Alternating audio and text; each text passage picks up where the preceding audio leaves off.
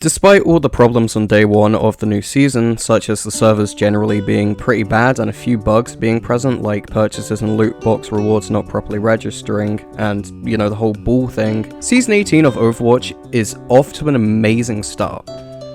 We got Wuyong, new heroes and game modes in Stadium, a revamped progression system, new perks, some pretty cool new skins both in the store and Battle Pass, and some pretty cool events, both currently ongoing and upcoming. So without further ado, let's dissect this season, actually explain why it's so good, and explain how it could be better. I think the most important part of this update is the revamped progression system, because it rewards you a hell of a lot more for leveling up your heroes.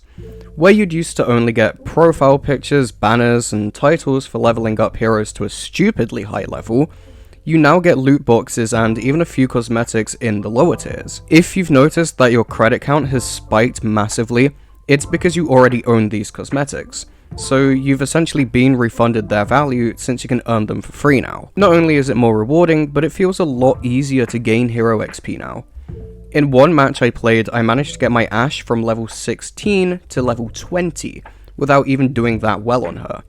I ended up switching to Genji and playing him for the majority of the match, but I got more XP on Ashe. I don't know if this is a bug, because to me that just doesn't add up, but I'm not complaining because now my Ashe is ascended, even though I barely even play her anymore. Now let's talk about perks, because some of these changes are awesome. Obviously I'm not going to go over every single one of them because we'd be here for hours, but I'll go over a few that really stand out to me and have had a pretty big impact on my matches personally. Starting with Genji, they removed his acrobatics minor perk and replaced it with swift cuts, which makes quick melee reduce the cooldown of swift strike by 3 seconds.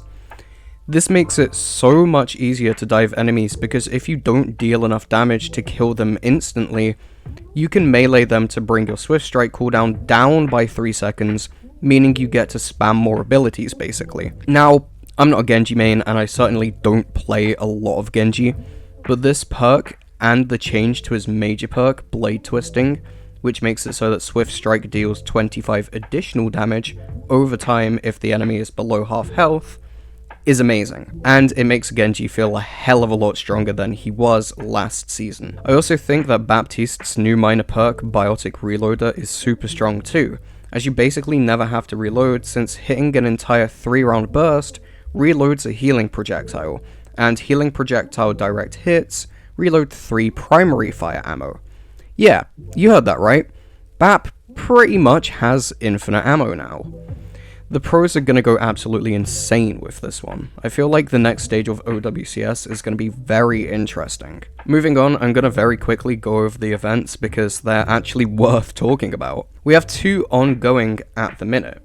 The returning Cowboy Bebop collab event where you can earn the Iron skin for Bull, which you couldn't even use for a couple days because Bull was bugged, but now he's back. And the Luka Doncic collab, which it's cool. I just didn't really expect it. I know he's a T500 player and professional basketball player and, all of that stuff, but it's still a little bit random.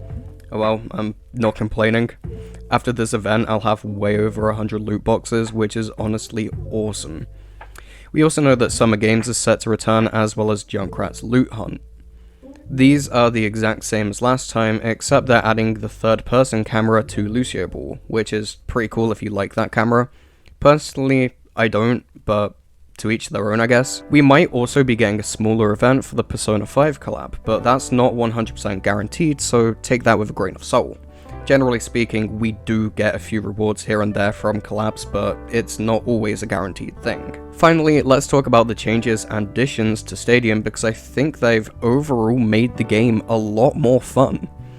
Is Pharah a little bit broken? Yes, but that's why we play Ashe or Cassidy to counter her. We could also play Soldier. Is the draft system in comp unnecessary and kind of buggy? Also yes, but hopefully that will get better with time and we'll eventually get used to it. All the new additions are very welcome.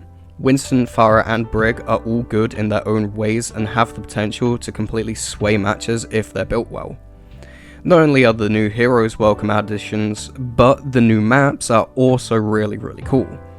Payload Race is a really interesting game mode. It's A little bit chaotic when both teams are neck and neck, but it's fun chaos rather than an infuriating chaos. Hit scans go insane here because there's lots of really long angles and a lot of cover to play around, but that's not me saying that Rush and Brawl heroes are bad on these maps. Since the payloads come really close to each other, you know, like bottlenecks and choke points, playing Brawl and Rush comps on these maps is actually really good. The quick play format is really cool too, being best of 5 rather than best of 7. The only thing I don't really like about it is that backfill exists because it's quick play, which I guess makes sense, but to me personally it just feels really weird in Stadium. Overall, Stadium just got a hell of a lot better than it was last season. I also haven't had any performance issues so far either, so that's a huge bonus. Good job, Blizzard. You actually did something right for once. But that just about does it for this video. So, in short, this new season is really good. Sure, it has its problems here and there, like the Wrecking Ball bug and the servers being really bad on day 1, but all of that aside, it's a great update. Stadium just keeps getting better and better, the events are really good, and Emongg is a very welcome addition to the roster. Some things need to get nerfed and buffed, but that's the way of life with this game. Overwatch wouldn't be Overwatch if it didn't have at least a few balancing issues day 1 of the new patch. Anyways, thanks for watching. I'm gonna ask you to subscribe and leave a like on this video as it lets me know that you've enjoyed it and you want to see more. Finally, have a nice day or night if you're watching this at night, and make sure you check out some of my other videos. Not only will I appreciate it, but you might too.